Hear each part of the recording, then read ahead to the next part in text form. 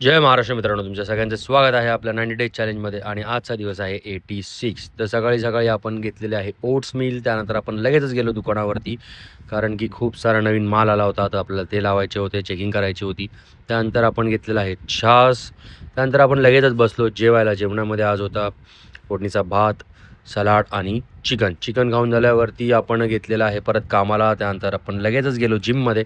आणि आज जिममध्ये आपला होता बॅक आणि बायसेप डे.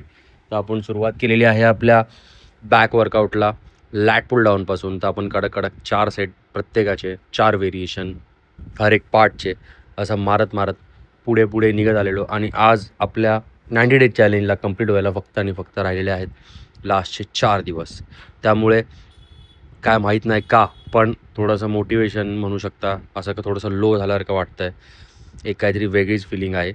पण जे आपण या 90 दिवसामध्ये जेवढी मेहनत केलेली आहे त्याचं फळ आपल्याला लोकांच्या प्रोत्साहनातून मिळतच राहतं आहे. तर मित्रांनो, तुम्हाला भेटूया उद्याच्या भागात.